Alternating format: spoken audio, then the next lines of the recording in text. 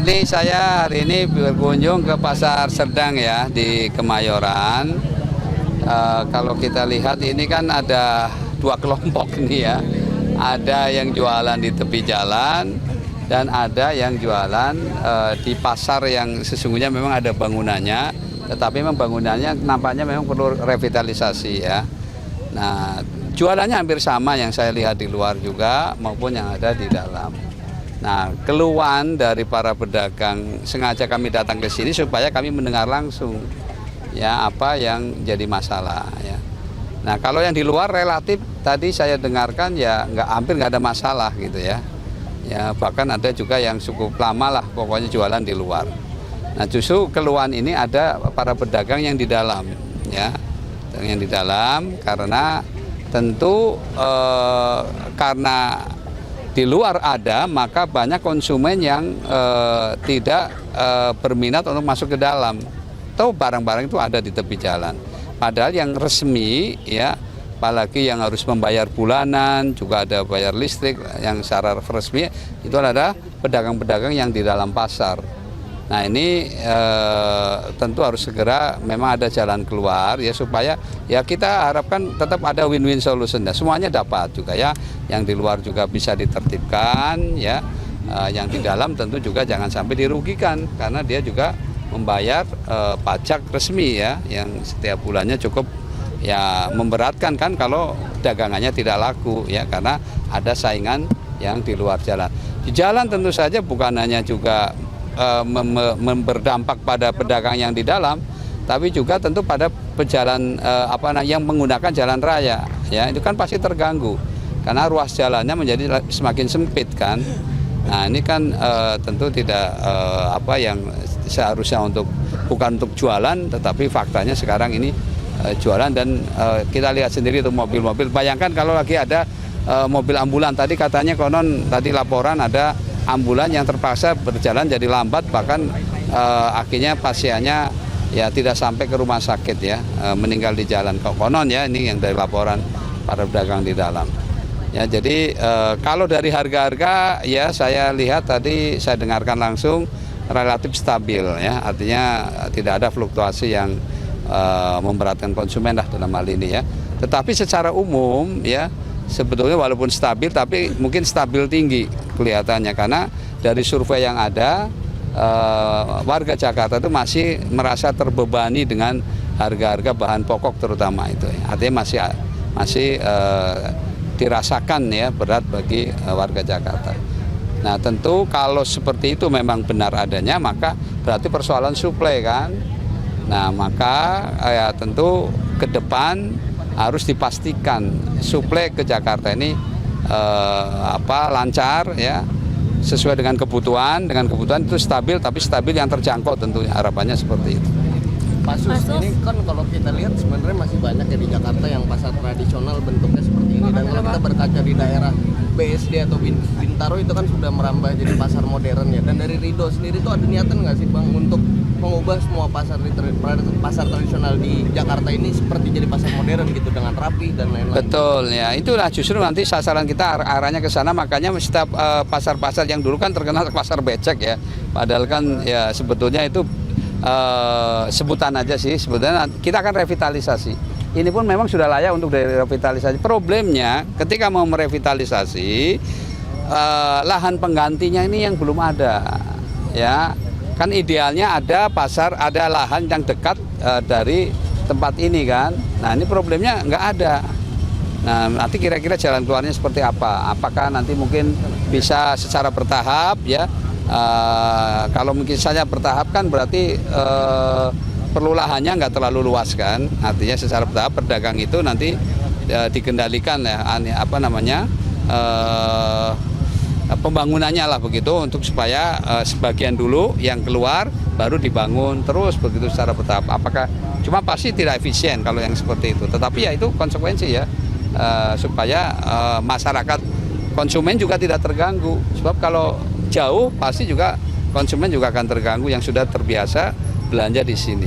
Nah ini nanti pasti dikaji lah secara mendalam. Intinya tadi ya revitalisasi satu keniscayaan ya, satu keharusan ya, untuk supaya pasar-pasar yang ada ini nyaman juga ya dengan revitalisasi itu. Toh sudah pernah ada di Bintaro misalnya kan sudah terbukti juga pedagang kan tidak dirugikan juga ya. Konsumen juga jadi datang ke pasar juga jadi nyaman juga ya. Jadi seperti itu. Pak Sos, kalau keluhannya ini kan adalah konflik horizontal ya Pak, antar pedagang baik Iya. di luar dan di dalam. Nah. Sementara untuk pedagang yang di luar kalau masuk ke dalam itu mereka harus bayar sewa Pak. Apakah nantinya akan ada dialog antara Pemprov dengan PD Pasar Jaya untuk menyesuaikan harga yang kira-kira pas untuk pedagang supaya tidak memberatkan gitu Pak? Ya sudah pasti. Nanti kita akan intinya kan pedagang supaya dapat ada tempat jualan dan tidak memberatkan. Intinya itu ya, dan pasti nanti PD Pasar Jaya akan ya membicarakan itu untuk supaya setidaknya kami sebagai nanti kalau Allah takdirkan terpilih ya pasti kami akan ajak untuk bagaimana mencari solusi yang adil lah intinya. Prinsipnya kan keadilan. Yang dituntut oleh masyarakat itu adil ya. Jadi jangan sampai tadi dia yang di dalam sudah bayar pajak dengan pungutan-pungutan yang resmi ya, sementara yang di luar ya dari keluhan tadi mereka kan tidak masuk ke kas negara kan gitu. Dari informasinya seperti itu. Pak Sos, kalau untuk dari Rido sendiri program untuk pasar. Iya. Pak, kalau untuk dari Rido program untuk pasar sendiri seperti apa? Kalau zaman Pak Anies kan ada revitalisasi puluhan pasar, juga ada pasar yang disatukan dengan rusun ya Pak. Kalau dari Rido untuk pedagang pasar dan pasar sendiri seperti apa Pak programnya? Ya justru yang sudah kita deklar ya bahwa karena kita keterbatasan lahan seperti inilah contoh ya, ini kan sebenarnya luas kan. Nah maka sekaligus kita akan membangun rumah di atas pasar. Dalam konteks revitalisasi nanti tadi sekaligus juga untuk pasar modern tadi. Jadi nanti para pedagang ini bisa saja nanti bisa menjadi penghuninya rumah-rumah yang nanti akan dibangun di atas pasar. Ya, karena lahannya tidak beli karena milik Pemda, tentu akan menekan harga. Itu yang sudah dideklar oleh Pak Ridwan Kamil ya. Jadi ini salah satu dari pasangan Ridho yang nanti akan memanfaatkan lahan-lahan, apakah pasar, apakah stasiun, bahkan di atas sungai ya juga ini bisa kita bangun ke atas misalnya seperti itu ya, karena memang lahan sudah semakin sempit ya. Jadi arahnya ke sana. Jadi ya. Udah dipetakan belum pasar-pasar mana aja yang mungkin akan didahulukan? Oh ya belum lah, nanti kan ini kan pasar di Jakarta kan banyak sekali kan. Jadi mana yang prioritas? Karena apa, kaitannya nanti adalah pembenahan rumah-rumah kumuh. Ya, karena memang diamanatkan oleh Pak Prabowo bahwa Pak Ridwan Kamil diminta ke Jakarta untuk membantu Pak Prabowo dalam yang istilahnya fokusnya lebih pada tadi diantaranya pembenahan rumah kumuh. Ya, dan itu juga dipesankan oleh Pak JK juga waktu beliau bertemu Pak JK.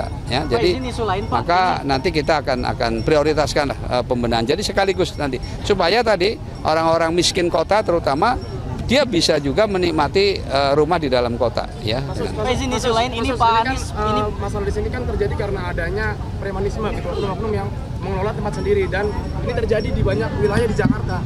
Gimana strategi Mas Ridho untuk memberantas premanisme ini? Ya, saya kira kita belajarlah dari kereta api. Ya, kereta api itu kan tadinya luar biasa kan, susah ditertibkan kan, tapi nyatanya bisa kok. Artinya bisa diajak. Yang penting mereka dicarikan solusinya, jalan keluarnya. Intinya itu. Ya, yang dalam tanda kutip preman-preman itu misalnya, sepanjang dia kemudian dicarikan solusi jalan keluar, ya bisa ya. Nyatanya sekali lagi coba kereta Jabodetabek. Ya nanti kan pasti ada ketika kita melakukan revitalisasi, berarti peluang-peluang usaha atau kerja apa yang ada nanti kita inventarisir, mereka diajak untuk ikut bekerja bersama ya. Jadi saya kira intinya sih itu. Pak izin ya. Ini Pak Anies kan di Twitter sempat nge-share visi misinya Pak. Nah ini kemudian pasangan Ridho melihat ada yang selaras nggak sih Pak, yang kemudian ternyata sama nih visi misi Ridho dan visi misi Pak Anies gitu Pak. Ya kan gini, Pak Anies itu dulu kan didukung oleh PKS. Ketika menyusun program-program juga kan bersama PKS juga ya. Jadi ini Pak Ismail saksinya beliau kan yang menjadi anggota DPRD di Jakarta ya. Jadi artinya berkali-kali saya sampaikan bahwa tidak hanya Pak Anies, program-program Pak Gubernur sebelumnya ya yang bagus-bagus kita akan teruskan, bahkan kita tingkatkan. Yang belum ada kita adakan. Yang penting intinya adalah bagaimana rakyat Jakarta ini akan bisa ya lebih bahagia ke depannya ya. Ya, intinya itu ya. Nah, ini sekarang ini di samping saya ini ada Mbak Angki ya. Nah, Mbak Angki ini adalah jubir Ridho ya. Beliau itu ada keterbatasan ya, tetapi beliau semangatnya luar biasa ya, begitu. Mau ngomong? Silakan Bu. Menambahkan. Baik, terima kasih Pak Suswono. Melanjutkan pertanyaan tadi kita, salah satu visi, misi, dan gagasan unggulan dari pasangan Ridho ini adalah kami memberikan dukungan kredit tanpa bunga dan tanpa anggunan. Artinya ini kami mendukung UMKM, pelaku-pelaku mikro untuk bisa mengembangkan mereka mandiri secara ekonomi. Dan ini adalah sebagai salah satu solusi di mana pasangan Ridho termasuk Pak Suswono juga tadi sudah keliling di pasar ini, bahwa kita terus mendukung perekonomian kita, baik dari perekonomian Jakarta dan juga perekonomian personal dari para pedagang itu. Jadi ini adalah salah satu visi misi unggulan kami yang diterima oleh masyarakat pasar hari ini. Demikian, terima kasih. Tapi secara garis besar itu selaras, Mbak. Berarti maksudnya ada poin-poin yang sama antara visi Pak Anies dengan ada yang pasti kalau tujuannya untuk meningkatkan kesejahteraan masyarakat pasti ada titik temunya ya, karena intinya sama ya. Ya seperti tadi ya, bahwa kita akan usahakan terutama untuk untuk kredit mikro lah, yang antara 500 sampai 10 juta itu tanpa bunga ya. Itu bisa kita selenggarakan, yang penting nanti ada berkelompok ya, misalnya 5 orang, sehingga kalau disetujui oleh 5 orang itu, misalnya salah satunya mau pinjam, nanti kita loloskan. Nah, kalau ada masalah tanggung jawab bersama ya, jadi seperti itu. Dan itu sudah dipraktekkan di Bandung, jalan ya, bisa. Jadi oleh karena itu insya Allah ini juga hal yang akan kita terapkan lah di Jakarta. Oke ya, cukup deh, terima kasih. Cukup banyak.